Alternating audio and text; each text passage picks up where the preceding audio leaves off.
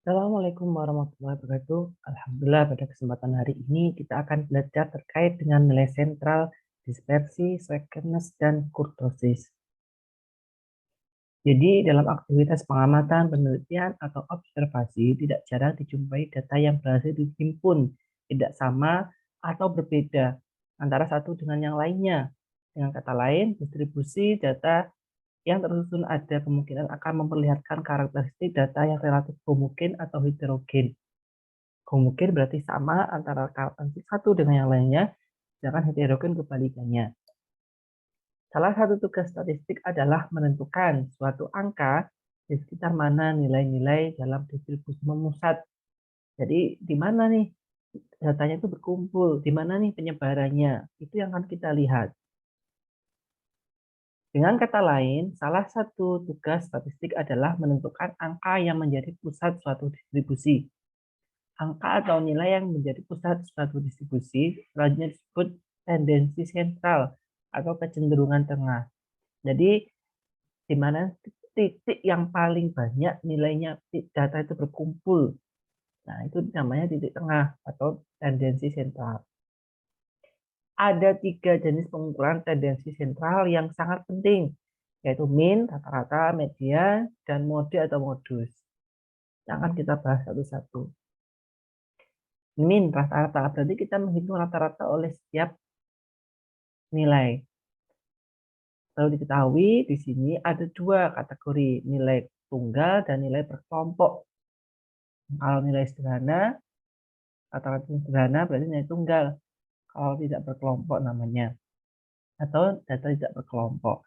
Kalau data berkelompok, maka rumus yang digunakan sudah berbeda. Nah, kalau contohnya, di sini dapat lihat F, misalkan frekuensinya. Maka kalau frekuensi berarti ada berapa datanya? 1, 2, 3, 4, 5, 6, 7. Jadi 7 kelas. Frekuensi dapat kita lihat, misalkan 50 bagi 7. Maka tidak berkelompoknya ya itu nilainya rata-ratanya. Beda lagi kalau misalkan berkelompok datanya. Maka kita menggunakan rumus yang X bar seperti ini. Maka kita dapat cari berapa ini? 64,5 tambah 3 dibagi 50 kali 10. Jadi nilainya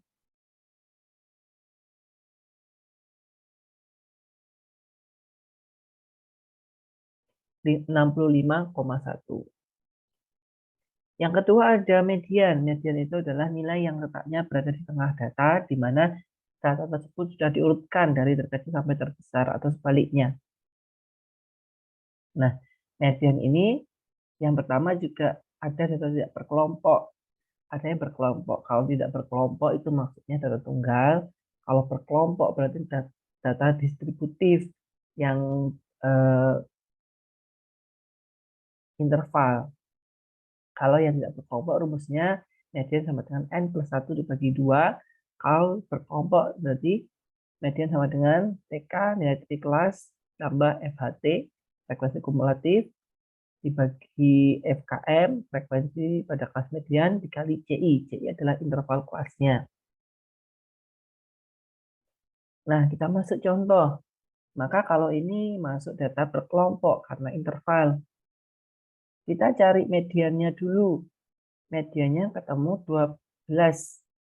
12 dari mana? Dari letak mediannya. Letak median kita cari dulu, N dibagi 2. N-nya totalnya 50, dibagi 2 sama dengan 25. 25 ini terletak antara frekuensi relatif antara 18 sampai 30. Jadi di bawahnya 30, di atasnya 18. Yang mana ini masuk ke frekuensi 12 atau distribusi 60 sampai 69. Nah, kita hitung nilai mediannya. Maka kita masukkan rumus yang data berkelompok. Ketemu 59,5 tambah 7. 7 ini adalah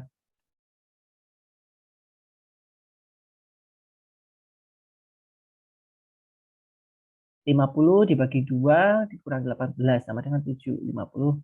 Tadi kan jumlah kelasnya dibagi 2, 25. 18 ini adalah frekuensi relatif sebelumnya. maka ketemu 7 dibagi 12. 12 adalah frekuensinya dikali 10 atau intervalnya, maka ketemu berapa? Tuh, coba. 9,5 tambah 7 bagi 12 kali 10.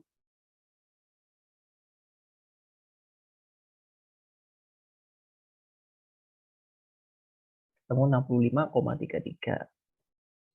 Yang ketiga ada modus. Modus ini adalah nilai yang paling sering muncul.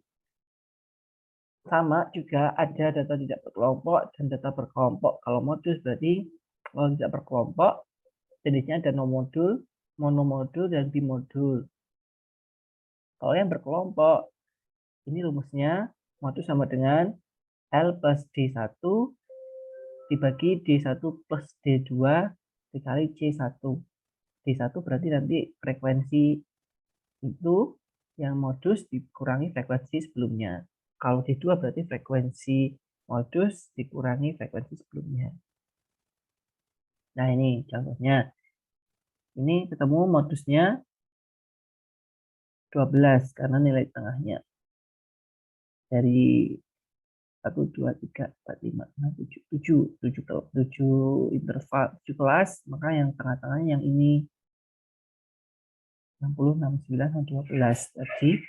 Maka D1 12 dikurangi 8, D2 12 dikurangi 9. Kalau kita hitung maka ketemu 59,5 itu adalah nilai batas bawahnya. Jadi 60 batas bawahnya 59,5 tambah 4 tadi dari D1 dibagi D1 tambah D2 kali 9 intervalnya.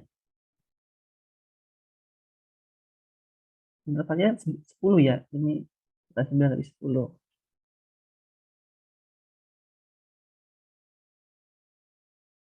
Kita masuk ke dispersi data atau penyebaran data. Ukuran penyebaran suatu kelompok data terhadap pusat data. Jadi seberapa jauh data-data itu menyebar dari data kelompok. Ada jangkauan atau range, ada simpangan atau deviasi rata-rata, ada variansi atau varians, ada standar deviasi.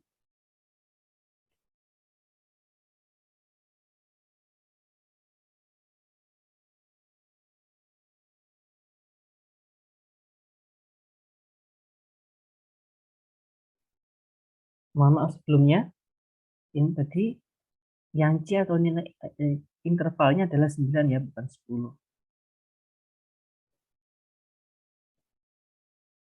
Jadi kita lanjutkan. Jadi dispersi data ini suatu ukuran baik parameter atau statistik untuk mengetahui seberapa besar penyimpangan data dengan nilai rata-rata hitungnya. Jadi kan tadi kita lihat nilai rata-ratanya berapa. Maka akan kita lihat apakah data antar data itu berbeda atau sangat jauh atau jaraknya berapa dengan nilai rata-ratanya. Nah, ini kalau kita lihat ukuran menyatakan homogenitas itu ada rentang, deviasi, rata-rata, varians, dan deviasi standar. Rentang adalah selisih bilangan terbesar dengan bilangan terkecil. Jadi kelas tertinggi dengan kelas terbawah. Maka ini dapat kita lihat bahwasanya R sama dengan nilai maksimum dikurangi nilai minimumnya. Semakin kecil nilai R, maka kualitas data akan semakin baik. Semakin besar, maka nilai R-nya akan semakin buruk atau tidak baik. Jadi antar data ini kalau semakin jauh berarti semakin kurang baik. Ini contohnya kan paling tinggi 100. Terus yang paling rendah 10, maka 90 termasuk cukup tinggi. Yang kedua ada deviasi standar rata-rata, yaitu penyebaran berdasarkan harga mutlak simpangan bilangan-bilangan terhadap rata-ratanya.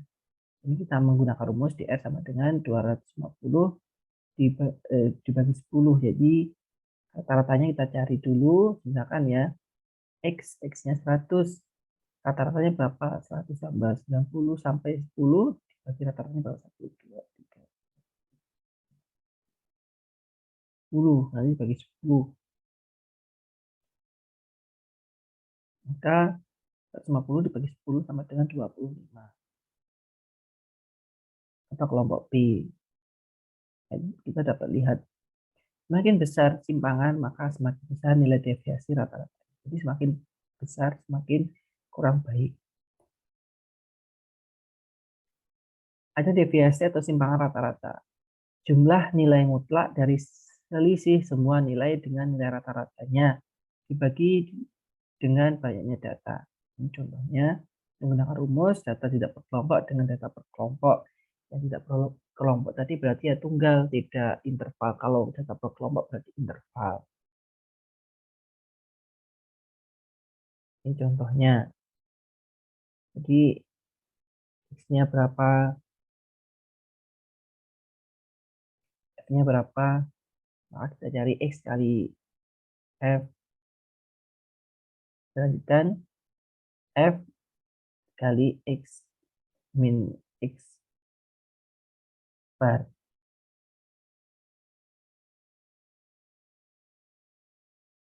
Jadi nilai X ini 15 didapatkan dari 21 tambah 9 dibagi 2. Dan seterusnya sama. Maka simpangan rata-ratanya akan ketemu. Nah ini totalnya, yang ini total dibagi jumlahnya ketemu 16,646.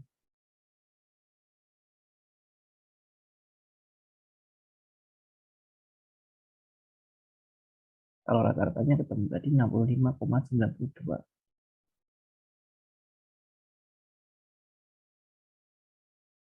Yang keempat ada standar deviasi. Akar pangkat 2 dari variansi disebut juga simpangan baku. Maka rumusnya ada dua juga, data tidak berkelompok dengan data berkelompok. Standar deviasi contohnya seperti ini masih sama tadi. Nah, cuman bedanya di akar. Tadi kita menggunakan akar. Ini kan dikuadratkan juga. Dikuadratkan dulu, baru dikalikan dengan F. Baru setelahnya totalnya ini dibagi rumusnya tadi N-1. Maka di akar ketemu S-nya, standar deviasinya 21,04. Semakin besar juga semakin kurang bagus. Menghitung variansi dan standar deviasi juga dapat menggunakan kode U, kode atau U. Jadi ini menghitung standar deviasi dengan rumus yang berbeda. Ini bisa saja. Jadi kita kalau U berarti ya 0, 1, min 1, dan seterusnya. Jadi menggunakan kesamaan seperti ini juga bisa. Jadi bebas menggunakan yang awal atau yang kedua. Simpangan baku data berkelompok. Ini kalau datanya berkelompok ya. Nah, seperti ini. Maka kita cari nilai tengahnya, frekuensinya juga. Kelas intervalnya sama, yaitu 9 antara 127 sampai 118. Maka kita cari D-nya tadi atau U. Ini menggunakan yang kedua berarti rumusnya ya. Maka standar simpangan bakunya ketemu 13,72. Ini contoh yang lainnya.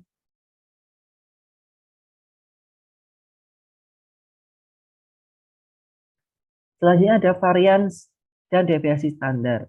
Varians adalah penyebaran berdasarkan jumlah kuadrat simpangan bilangan-bilangan terhadap rata-ratanya. Jadi tidak melihat kesamaan sekelompok data. Jadi seberapa jauh tidak samanya, makanya namanya varians. Rumusnya S kuadrat sama dengan sigma N I sama dengan 1 X I dikurangi X bar kuadrat bagi N min 1. Karena standar deviasi standar penyebaran berdasarkan akar dari varians menunjukkan keragaman kelompok data. Jadi penyebarannya, kalau varians itu ketidaksamaannya, kalau deviasi standar itu penyebarannya. Maka dari contoh kelompok A dan kelompok B, kesimpulannya adalah kelompok A rata-ratanya 55, deviasi standarnya variansnya 25, dan deviasi standarnya 30,28. maka data kelompok B lebih tersebar daripada kelompok A.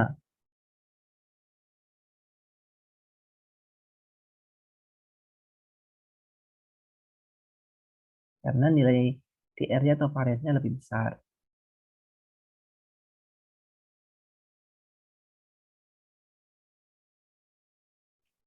Variansi yaitu rata-rata kuadrat selisih dari semua nilai data terhadap nilai rata-rata itu. Kalau datanya tidak berkelompok, menggunakan rumus yang atas. Kalau datanya berkelompok, menggunakan rumus yang bawah.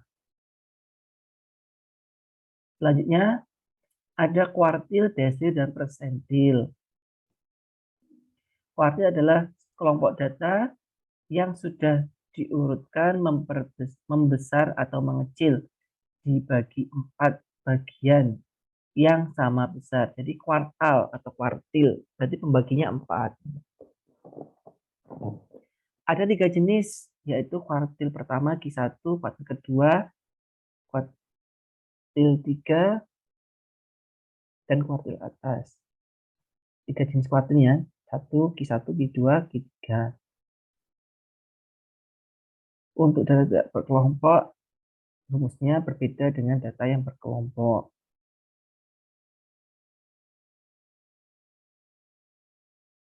Ini contohnya. Ini data berkelompok berarti contohnya. Q1 membagi data menjadi 25%. Q2 membagi data menjadi 50%. Dan Q3 membagi data menjadi 75%.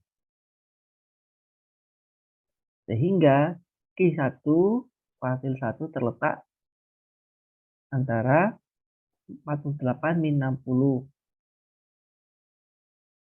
1 dikali 1 dibagi 4 kali 60.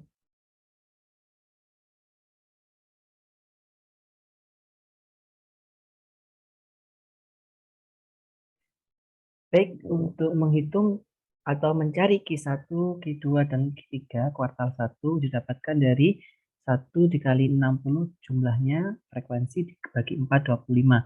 25 pada frekuensi kumulatif dia masuk ke 48 sama 60. Jadi di atasnya 11 dan di bawahnya, oh, mohon maaf ini bukan 25 tapi 15.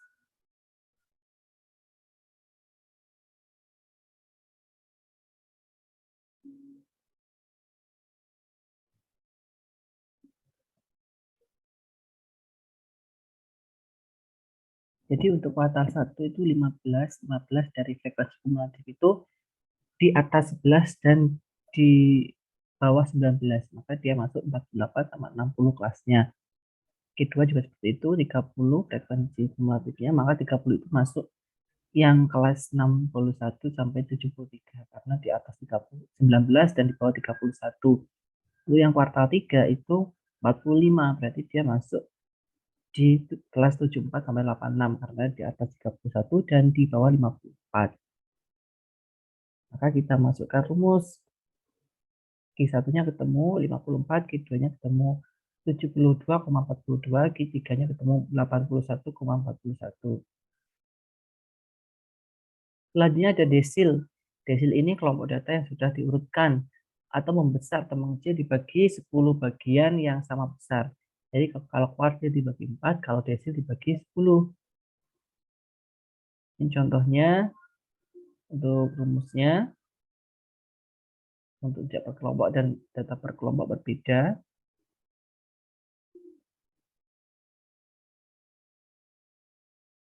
Maka ketika kita mencari misalkan desil ketiga, maka membagi data 30%. Kalau desil 7, maka membagi datanya 70%.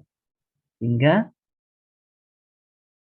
desil 3 berada pada 48,60. Ini didapatkan dari mana? Kita lihat ya.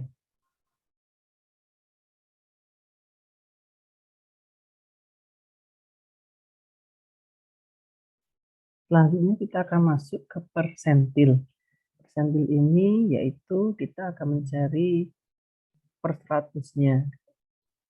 Nah, kalau tidak berkelompok dapat kita lihat contohnya seperti ini. Berarti rumusnya yang tidak berkelompok ya. dapat melihat persatuannya. Kalau ini kita lihat sebenarnya 15 maka 15 kali 19 tambah 1. 19 adalah jumlah n-nya. Bagi 100 persentiilnya maka ketemu 3. 3 berarti 300. Kalau 300 berarti kan berada di 245 di atas 285 dan bawah 300, jadi tidak langsung 300 tapi di kedua. Selanjutnya jika kita datanya persentilnya berkelompok maka menggunakan rumus seperti ini tadi. Ini contohnya kita cari dulu di mana letak persentilnya, jadi 22 dikali 20 karena yang ke 22 dan n-nya 20 berarti 100 maka 4,4. 4,4 ini frekuensi kumulatifnya berarti 304 sampai 442 antara 2 dan 7 dan seterusnya sama. Maka langsung kita masukkan ke rumus berikutnya ini. Maka persentil 22 adalah 372,14. Selanjutnya juga kita akan membahas terkait dengan koefisien kecondongan atau sequence. Jadi kalau kita grafik, kita gambar grafik, berarti ada yang condong, ada yang condong kanan, condong kiri. Koefisien kecondongan menunjukkan apakah kurva, kalau kurva berarti kan kayak lembah ya, kurva condong positif, negatif, atau normal. Jadi kalau lembah itu kan simetris, puncaknya di tengah-tengah atau di samping kiri atau samping kanannya. Rumusnya menggunakan SK seperti ini. Atau yang kanan atau yang kiri sama saja bisa digunakan.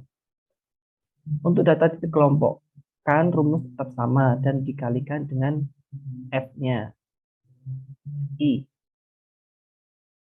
Jadi sequence merupakan salah satu alat untuk mengukur kemencengan suatu data. Jadi untuk mengetahui apakah suatu data berdistribusi simetris atau tidak dapat digunakan alat ukur berupa sequence ini. Jadi ketika condong kanan, condong kiri itu sudah berbeda maknanya. Bila suatu data berdistribusi simetris, maka yang di tengah-tengah puncaknya, maka dapat secara sepintas dikatakan memiliki distribusi normal. Jadi datanya normal, di mana sebaran nilai-nilainya berada di atas rata-rata seimbang dengan nilai rata-rata yang di bawahnya. Jadi baik yang data tersebar di atas rata-rata atau di bawah rata-rata masih sama, makanya nilainya di tengah. Meskipun sebenarnya ada alat uji yang prosedur statistik dapat digunakan atau uji kenormalan huruf. Jadi sekuensinya juga bisa digunakan sebagai acuan normalitas data. Ini contohnya.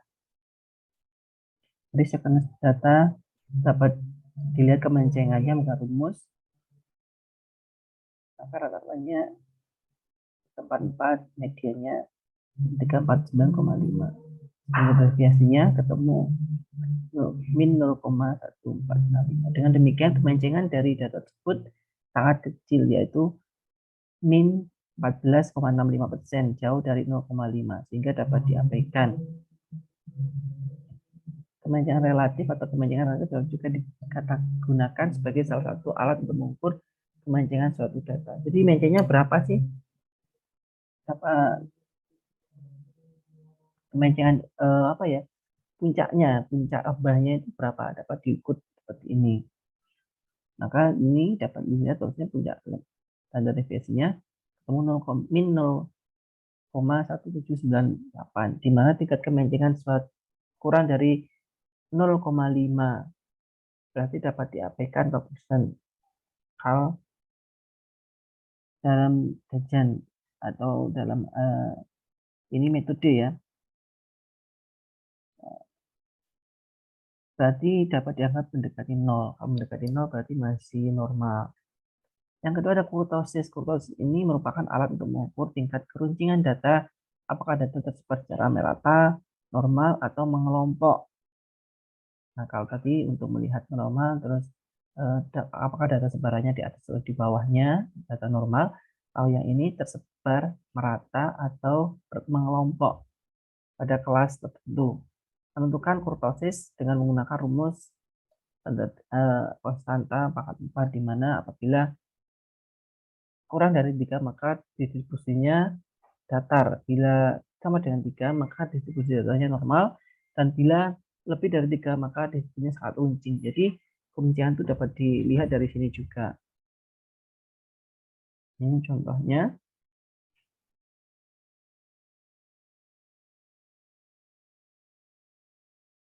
Maka kalau dari contoh dapat dilihat ketemu 2,5.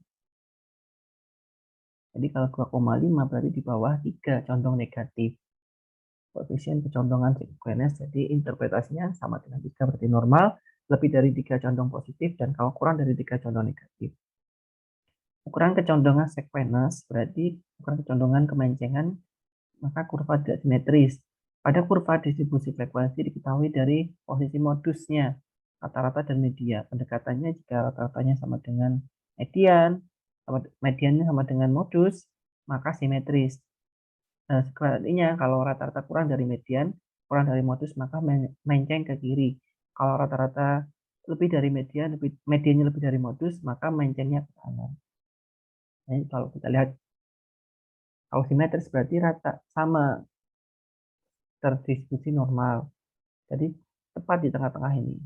Kalau kurva condong positif berarti condongnya ke kiri, kalau condong negatif berarti kanan. Nah, interpretasinya seperti ini. Rata-rata sama dengan median sama dengan modus. Kalau ini rata-rata lebih dari median, median lebih dari modus. Kalau yang ini rata-rata kurang dari median kurang dari modus. Contoh koefisien sekuenus contohnya.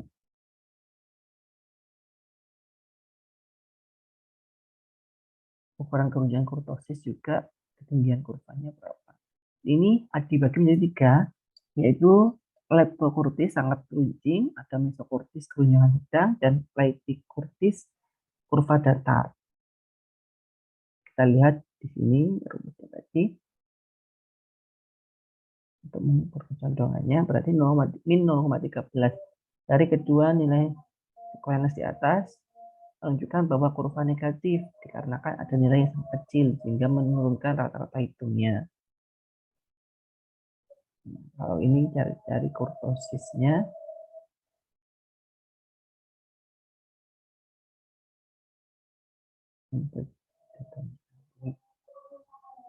ini yang kurtik, kalau yang ini yang kurtik, dan yang ini adalah mesokurtiknya. Ukuran keruncingannya dapat kita lihat 2,58. Kurang dari 3 maka platykurtik, sehingga data distribusi agak merata, di mana puncaknya termasuk rendah. Hal ini menunjukkan adanya frekuensi pada suatu kelas yang ekstrim. Jadi data itu ngumpulnya di suatu kelas. Jadi misalkan ya ada data interval 1 sampai 10, 20 sampai 30. Nah, datanya paling besar frekuensinya itu ngumpul di beberapa kelas saja. Sehingga mungkin yang 1 sampai 10 cuma 1, 20 sampai 30 ternyata frekuensinya sampai 15. Gitu. Jadi itu yang dapat saya sampaikan terkait dengan materi kita, nilai sentral, dispersi, sekuenus, dan kurtosis. Apabila ada pertanyaan bisa disampaikan. Terima kasih. Assalamualaikum warahmatullahi wabarakatuh.